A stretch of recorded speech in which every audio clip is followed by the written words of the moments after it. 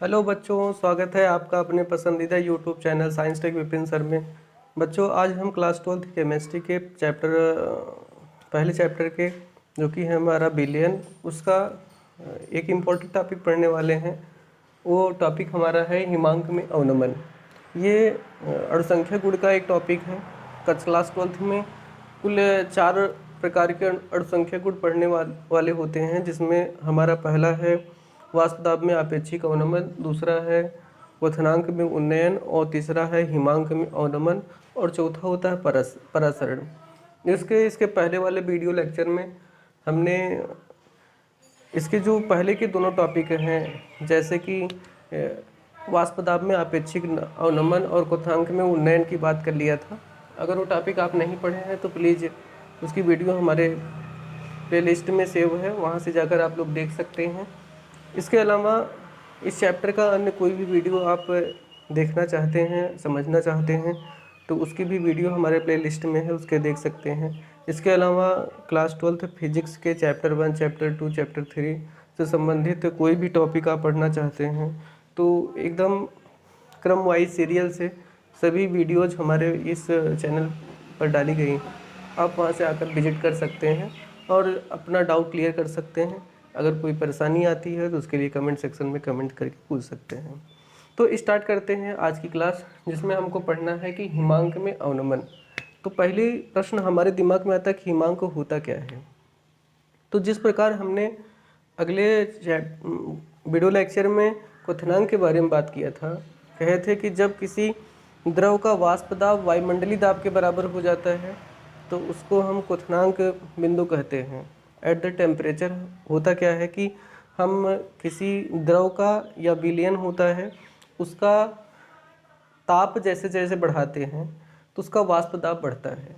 तो हम कहते हैं कि जिस ताप पर जो द्रव का वाष्प दाब होता है वो बढ़ के वायुमंडलीय दाब के बराबर हो जाता है, तो उसको हम कहते हैं कि क्वथनांक बिंदु। ठीक इसी प्रकार होता है कि अगर किसी द्रव का टेम्परेचर हम लोग कम करते हैं, तो धीरे धीरे उसका वाष्प दाब घटता है, और जब उसका वाष्प दाब घटते घटते उसी पदार्थ के ठोस अवस्था का जो वाष्प दाब होता है उसके बराबर हो जाता है, तो हम कहते हैं कि वह यहाँ पर उसके हम हिमांक बिंदु कहते हैं। उसको हम हिमांक बिंदु कहते हैं।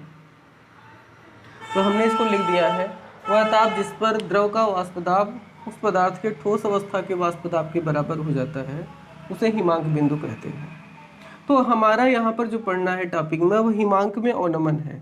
कहने का मतलब है कि अगर कोई विलायक जो होता है अगर शुद्ध अवस्था में होता है तो उसका हिमांक बिंदु अधिक होता है, लेकिन अगर उसमें कोई पदार्थ मिला दिया जाता है, अर्थात वह इसमें विलायक प्लस विलेय हो जाता है, विलायक प्लस विलेय हो जाता है,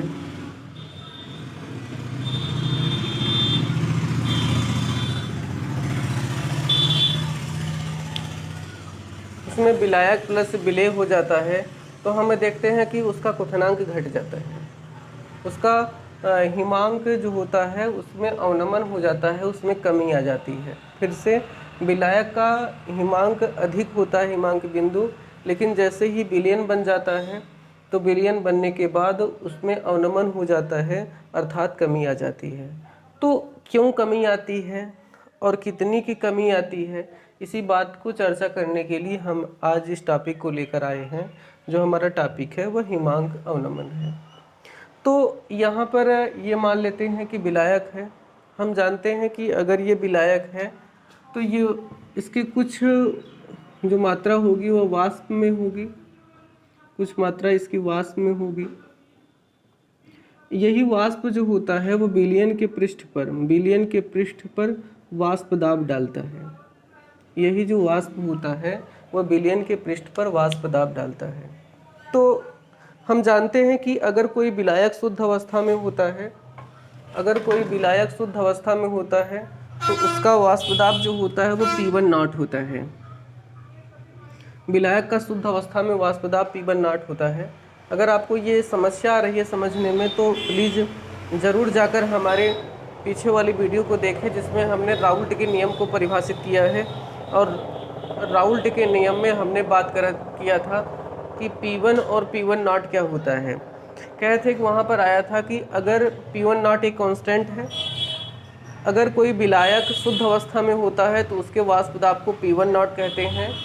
इसी प्रकार कोई अगर विलेय पदार्थ शुद्ध अवस्था में होता है तो उसके वाष्प दाब को हम P2 नॉट कहते हैं। तो यहाँ पर ये विलायक है, इसलिए शुद्ध अवस्था में इसका वाष्प दाब P1 नॉट है। लेकिन जैसे ही इसमें कोई विलेय पदार्थ को हम मिला देते हैं तो हम जानते हैं कि इसका वाष्प दाब घट जाता है, और अब विलायक का जो वाष्प दाब घट के वो P1 हो जाता है, वो P1 हो जाता है। ये हमको पता है कि P1 not greater than P1, अर्थात शुद्ध अवस्था में विलायक का जो वाष्प दाब होता है वह विलयन के वाष्प दाब से सदैव अधिक होता है। शुद्ध अवस्था में विलायक का जो वाष्प दाब होता है वह विलयन बनने के बाद विलायक का जो वाष्प दाब होता है उससे सदैव कम आता है। तो यहाँ पर बात आई कि कितने का अवनमन हो रहा है या अवनमन कैसे होगा।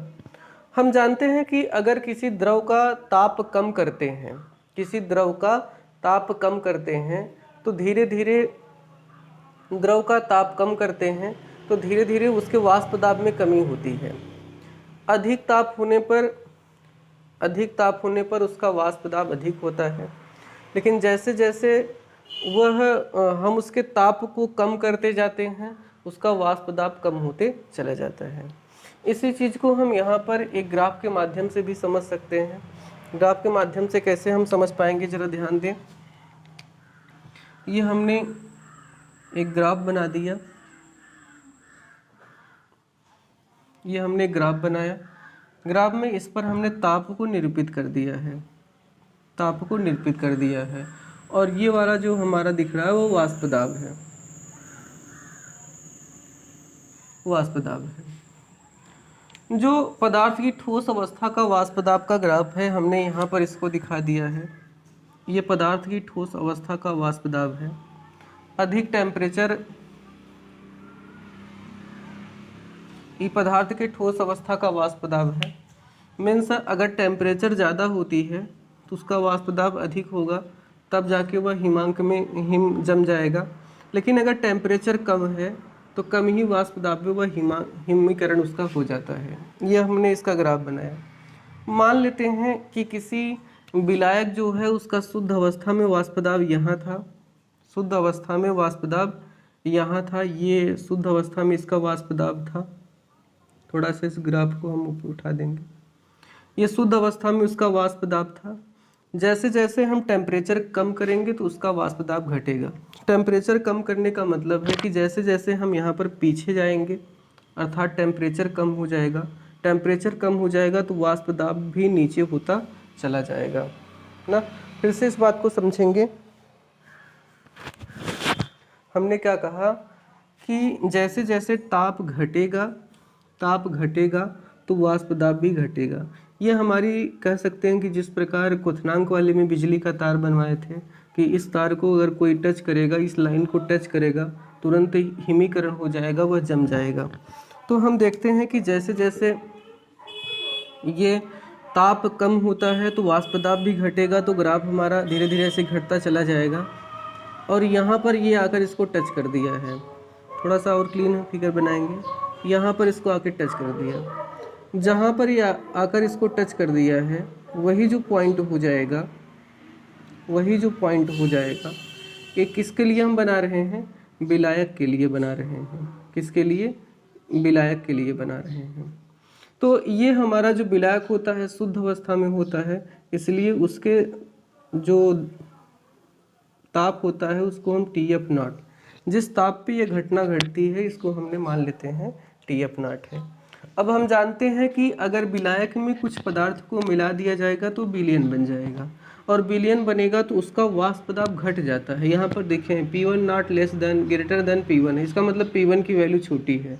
तो अभी तक ये यहाँ था, लेकिन जैसे ही अब हम विलयन बनेगा तो इसका इसी टेम्परेचर पर, जिस टेम्परेचर पे था, ये लाइन कम ज़्यादा नहीं होनी चाहिए, उसी टेम्परेचर पर वाष्प दाब पहले इतना था अब कम हो गया। अगर हम इसका ग्राफ बनाएं तो ठीक जैसे जैसे टेम्परेचर को कम करेंगे इसका भी वाष्प दाब कम होगा। तो ये ऐसे जाके जाते जाते जाते जाते यहाँ पर टच कर देता है। इसका मतलब कि ये जो लाइन होती है, ये जो होता है,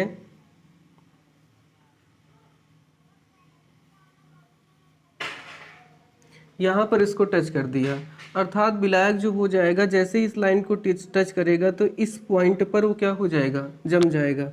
अगर इस पॉइंट पर जम जाएगा तो ये विलायक के लिए है। विलायक के लिए दाब P1 है, तो इसके लिए हमने जो इसका हिमांक का बिंदु लिख दिया वो TF से लिख दिया। अब TF नॉट हम TF से क्यों लिखे, क्योंकि ये विलायक का है, विलायक में नॉट लगा है तो इसको शुद्ध अवस्था में TF नॉट लिखे। और यहाँ पर ये विलयन बनने के बाद P1 है तो इसमें नॉट नहीं लगा है, तो यहाँ पर हमने केवल TF लिख दिया है, इस पर कोई नॉट नहीं लगाया है। ये हमारा वो लाइन है जो ठोस अवस्था के वाष्प दाब को बताता है। ठोस अवस्था में किसी द्रव का जो ठोस अवस्था का वाष्प दाब होता है उसी का ये लाइन है। इस लाइन को जैसे ही कोई विलयन टच करेगा तुरंत वो वाष्प में परिवर्तित हो जाता है।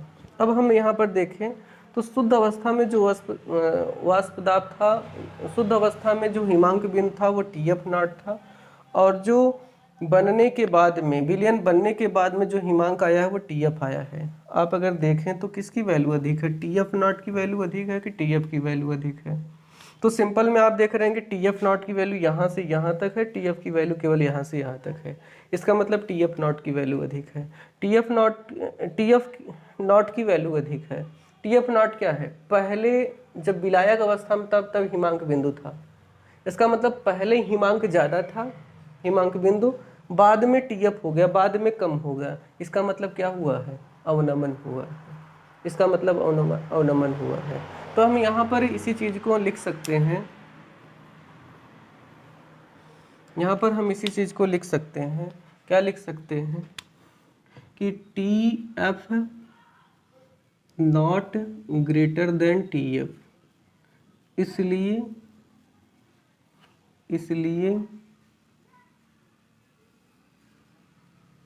स्पष्ट है, स्पष्ट है विलयन बनने पर,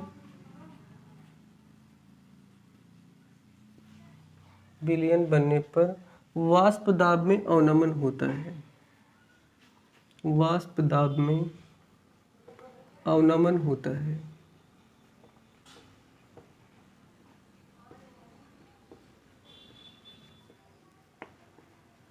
वाष्प दाब में अवनमन होता है।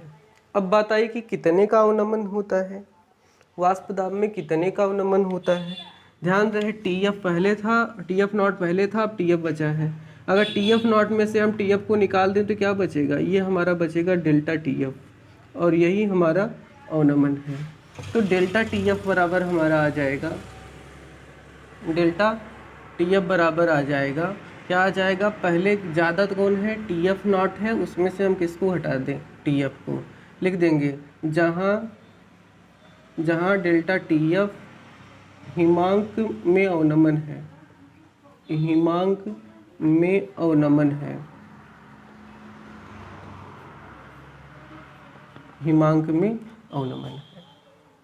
अब इसके ऊपर जब प्रेक्षण किया गया तो ये देखा गया कि ये जो विलायक होते हैं या जो विलयन होता है, इसकी सांद्रता अर्थात मोललता, अगर हम तनु विलयन के लिए बात करते हैं, किसके लिए, तनु विलयनों के लिए, जो हिमांक में अवनमन होता है वह उस विलयन की मोललता के अनुक्रमानुपाती होता है। इम्पॉर्टेंट पॉइंट है, ध्यान देंगे। तनु विलयनों के लिए जो विलयन हिमांक का अवनमन होता है, अर्थात जो डेल्टा TF होता है, वह इस विलयन में जो उसकी मोललता होती है उसके अनुक्रमानुपाती होता है। हम क्या लिख सकते हैं, तनु विलयन के लिए, तनु विलयन के लिए, तनु विलयन के लिए हिमांक में अवनमन, हिमांक में अवनमन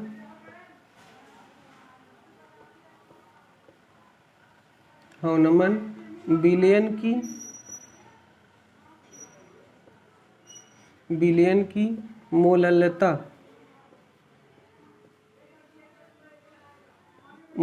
के अनुक्रमानुपाती होता है।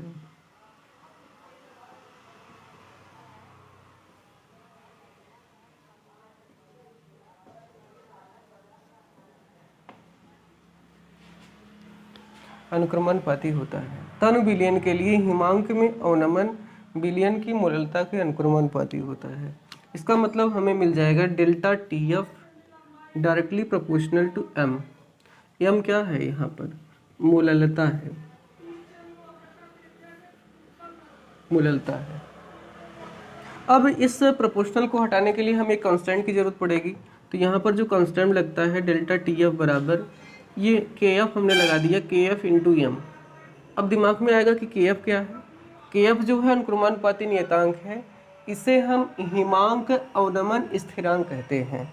हिमांक अवनमन, जैसे अगले वाले में आया था क्वथनांक उन्नयन स्थिरांक के भी था, उसी प्रकार यहाँ पर के एफ है हिमांक अवनमन स्थिरांक। लिख देंगे जहाँ के एफ हिमांक अवनमन स्थिरांक है।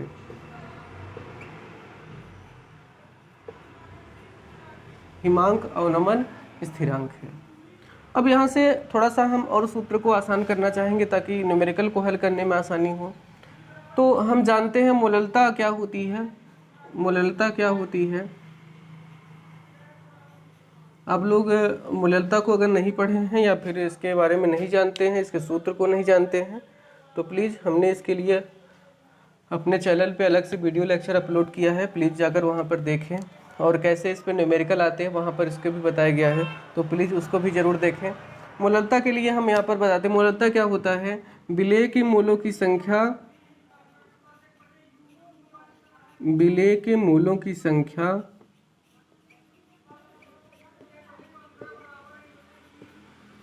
बटे विलायक का द्रव्यमान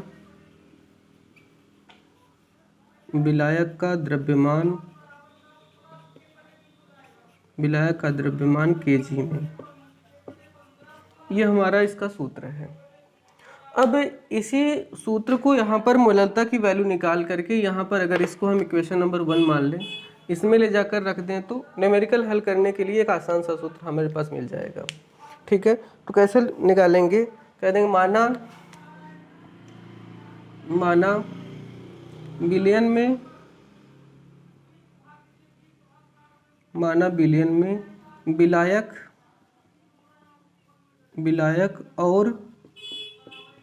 और विलेय का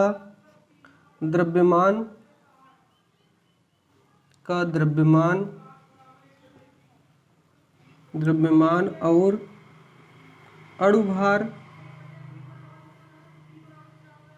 अणुभार क्रमशः क्या है?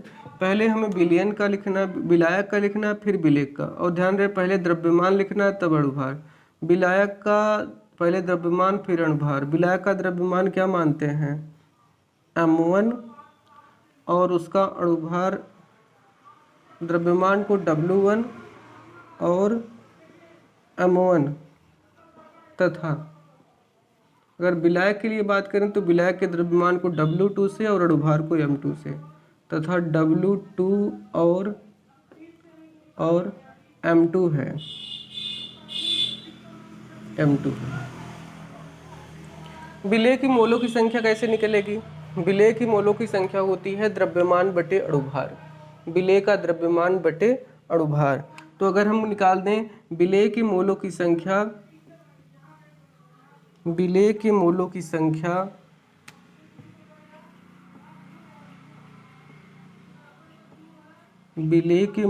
संख्या क्या आ जाएगी? द्रव्यमान बटे अणुभार। विलेय का द्रव्यमान कितना है?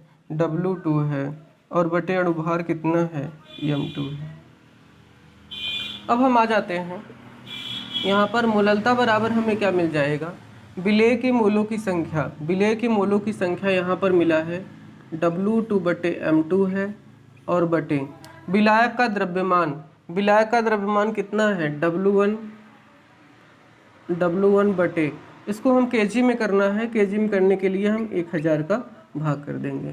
यहाँ से हमको मिल जाएगा W2 और इंटू 1000 अपान ये हो जाएगा W1 और गुणे M2, ये हमें मिल गया। इस सिंपली इस m की वैल्यू उठाकर हम इक्वेशन नंबर 1 में रख देंगे। कहाँ रख देंगे, इक्वेशन नंबर 1 में। कह देंगे हम कि m का मान, m मीन्स मोललता, m का मान समीकरण 1 में रखने पर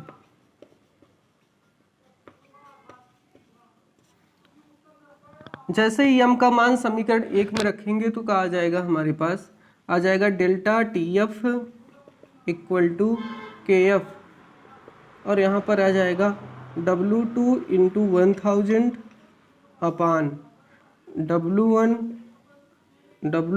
और इंटू M2, यह मिल जाए। कभी कभी हमें सभी वैल्यू दे जाता है, उस विलायक का आणविक द्रव्यमान पूछता है, मोलर द्रव्यमान पूछता है। अगर मोलर द्रव्यमान निकालना चाहते हैं, M2 को हम सब्जेक्ट कर लेंगे। M2 इक्वल टू आ जाएगा KF इंटू W2 इंटू 1000 अपान डेल्टा TF इंटू W1, ये हमारे पास आ जाएगा। तो ये था आज की क्लास, जिसमें हमने हिमांक के अवनमन की बात करी, और ये हिमांक के अवनमन को यहाँ से ज्ञात कर सकते हैं। अगर विलायक जो मिलाया गया उसका अणुभार ज्ञात करना है तो इस सूत्र का प्रयोग कर सकते हैं। ये थी आज की क्लास में हमने बात किया हिमांक के अवनमन के बारे में बात किया। अगर आपको ये टॉपिक अच्छे से समझ में आया तो बहुत अच्छी बात है, आप आगे अपनी पढ़ाई जारी रखें। अगर कोई भी समस्या आ रही है यहाँ पर समझने में तो बेशक हमारे कमेंट सेक्शन में आप कमेंट करिए, हम उसका आंसर देंगे, ताकि आपको जो भी समस्याएं होगी दूर सकें, आप अच्छे से पढ़ाई कर सकें और आगे बढ़ सकें। तो और अगर आपको अच्छा लग रहा है तो वीडियो को लाइक करें और दोस्तों के पास शेयर ना करना भूलें, ताकि ये लाभ उनको भी मिल सके, उनकी भी पढ़ाई अच्छे तरीके से चल सके। और कोई भी समस्या आ रही है तो ज़रूर कमेंट करें, हम उसके लिए तैयार हैं। मिलते हैं नेक्स्ट क्लास में। अगला टॉपिक इस चैप्टर का लास्ट वीडियो होगा, जिसमें हम परासरण के बारे में बात करेंगे। तो आज के लिए धन्यवाद, वीडियो को पूरा देखने के लिए आभार आपका। मिलते हैं नेक्स्ट क्लास में। थैंक यू, धन्यवाद।